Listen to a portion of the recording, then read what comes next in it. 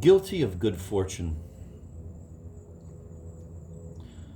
The goddess Themis, holding her scale and weighing compassion against justice, is likely to be tough on me since I've avoided suffering so assiduously.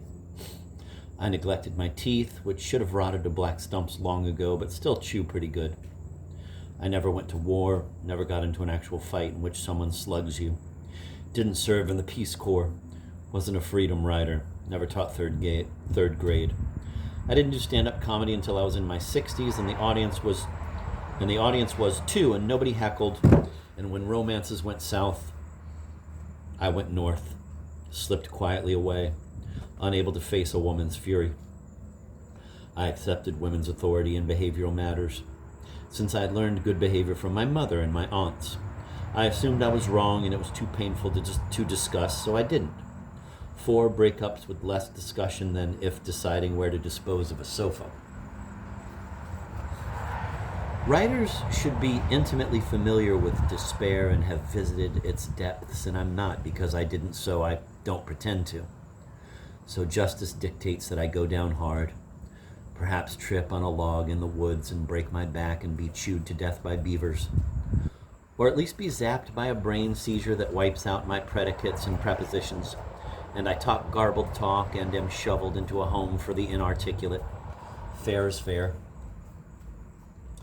But I had no intimations of conclusivity that August 7th morning on the Connecticut River, turning 80, rather a sense of perpetuity. I had a date with a cardiac surgeon, Dr. Dirani at Mayo, on August 25th when he'd open up my chest and repair the tricuspid valve and replace the mitral valve.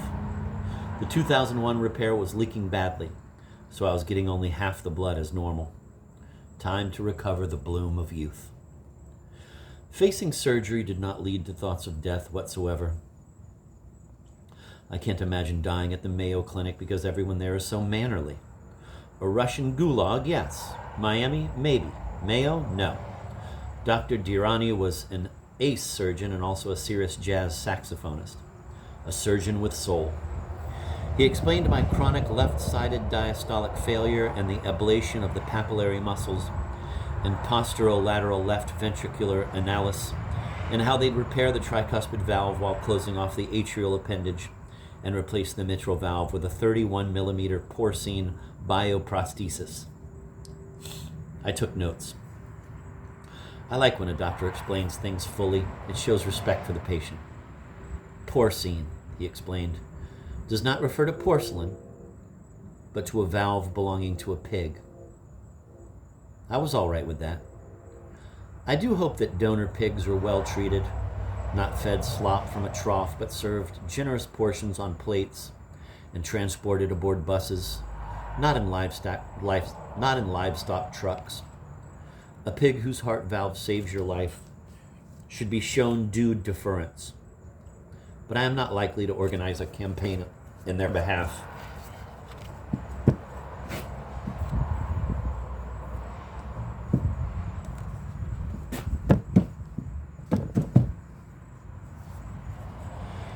My generation, the pre-boomers, came of age in the afterglow of World War II, believing in victory and prosperity, even as rock and roll provided the pleasure of rebellion without consequence. We rode around the countryside freely, no worry, observing grown-up life, inventing games. One boy throws a tennis ball at a flight of stairs. The fielders must field it. Imaginary runners run the bases. Scores are kept. We put on coronations and conducted criminal investigations and carried out executions. Fought the Indian Wars, all of us wanting to be Indians, and made ice forts and lobbed grenades at each other. Dammed up the spring melt in the gutters, swam in the river, raced bikes down a hill, and we picked up odd jobs for farmers and spent our earnings on Baby Ruths and Butterfingers at Yaklich's grocery. See a penny, pick it up, and the rest of the day you'll have good luck, we said. And so we did. We were lucky.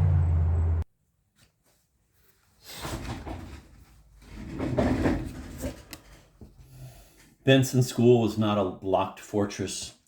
Back then, strange men didn't go into schools and shoot little kids. We never imagined such a thing. Our bikes were parked unlocked by the front door. In Minneapolis, when I was 15, the 3 Okasik brothers set out to rob a Red Owl grocery store. And they killed a cop, fled to a game preserve north of Anoka, where a posse tracked them down and killed 2 of them.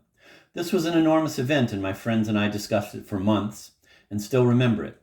Now, multiple shootings are a daily occurrence in Minneapolis and hardly noticed, and school children are trained in how to take cover.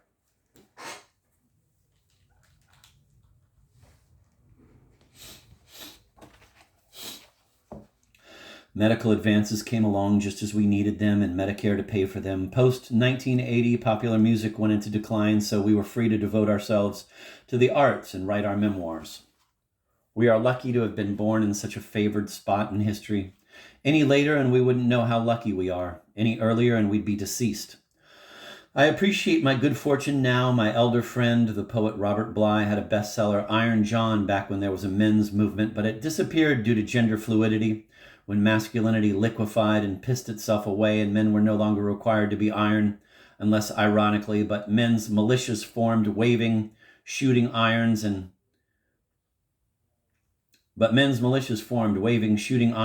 needed to be put behind steel bars, none of which profited the prophet.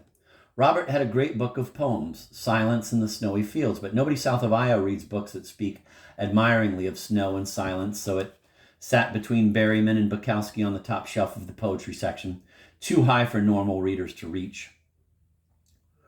My life has been a Sunday picnic by comparison. I read poetry on the radio, and once a woman heard my voice in the grocery store, inquiring about the prune juice, and she whispered, "I loved the Cummings poem.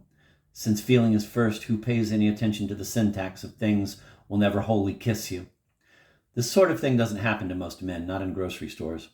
I believe I am the only person ever to sing a sonnet about cunnilingus with the New York Philharmonic at Lincoln Center.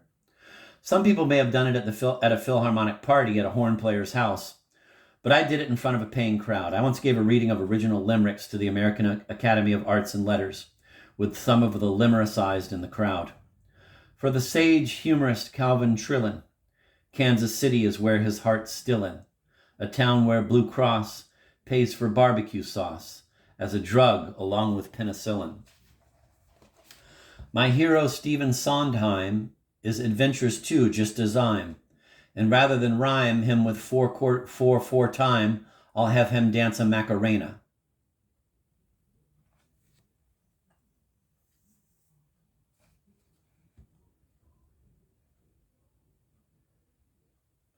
What did I miss there? My hero Stephen Sondheim is adventurous too, just as I'm, and rather than rhyme him with four time, I'll have him dance a Macarena.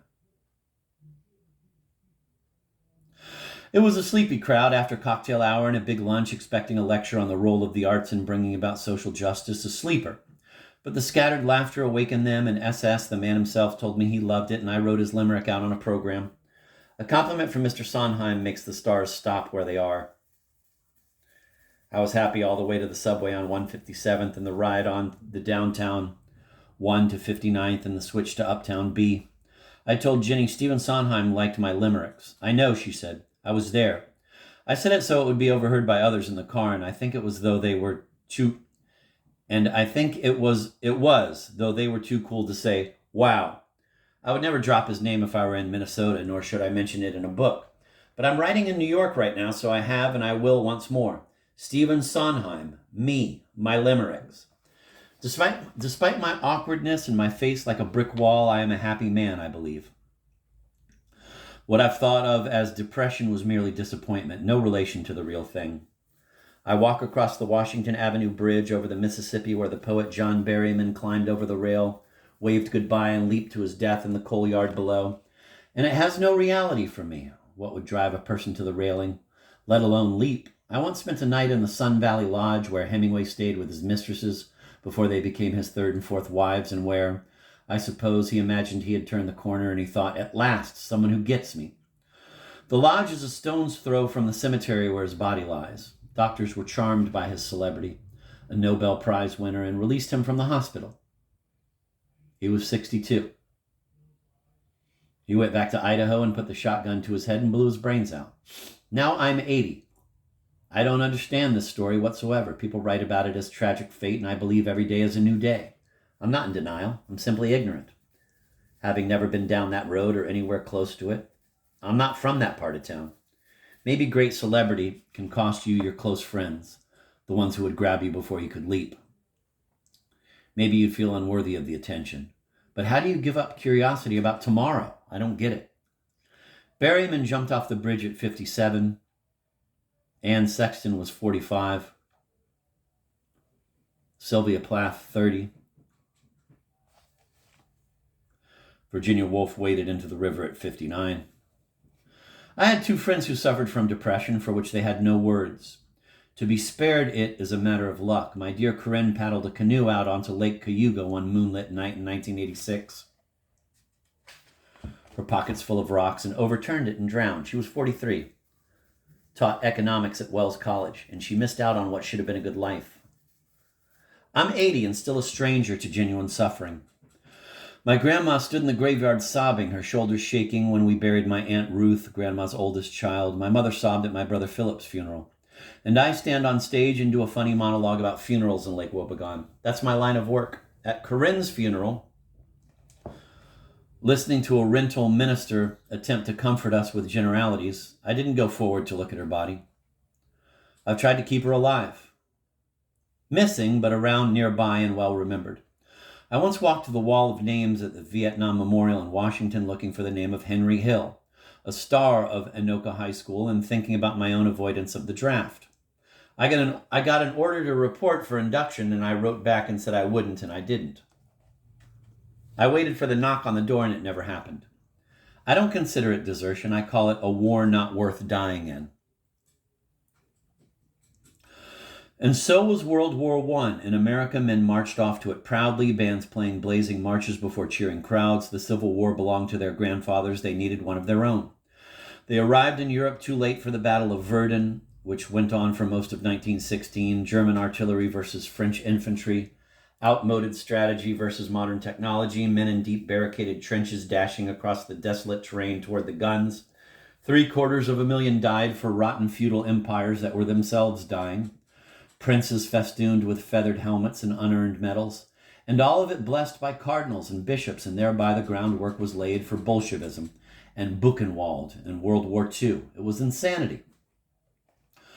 Europeans fled from the zeal of revolutionaries and the madness of despots to come to our shores despite our bad food and difficult language. They wanted their kids to have an easier time of it, and we do. It's a land of hopeful progress. In my father's lifetime, anti-Semitism faded. We were a Christian family, and I heard no derogation of Jews, literal or implied. And in my lifetime, we went from homosexuality to gay, from a shameful path to a plain adjective, like tall or 30-year-old. People are who they are. In my daughter's lifetime, racism may well become history. Too many various shades for color to be an issue. As Anne Frank wrote, despite everything, I still believe that people are really good at heart. I can feel the sufferings of millions, and yet if I look up into the heavens, I think that it will all come right, that this cruelty too will end, and that peace and tranquility will return again. If this child hiding from Nazis in an attic in 1943 could be cheerful, then by God, so can I. My first mother-in-law, Marjorie O'Blends, rose from a hard-scrabble life in North Dakota, dust blowing through the windows, her father and brother drunk in the barn, and she worked hard to create a cheerful and mannerly life in a nice home. She worked all week in a clothing warehouse, and Sunday was her big day, laughing, smoking a Winston, Rob Roy in hand, the table set with her best china and crystal, light-hearted talk, no politics, no arguments, the pot roast in the oven. And if her daughter could be persuaded to sit down at the piano and play Chopin, the day achieved the elegance she craved. After dinner, I washed dishes and talked about what I was writing, and the woman was completely happy. The dust didn't blow, the drunk stayed in the barn. My parents didn't smoke or drink, but they loved Sundays and adored each other, and even though Hitler had overrun much of Europe and people could see what was coming, nonetheless, those two nestled in each other's arms and took their pleasure, and I appeared 9 months and 15 minutes after the bombing of Pearl Harbor, living proof of enthusiastic cheerfulness in the face of tragedy.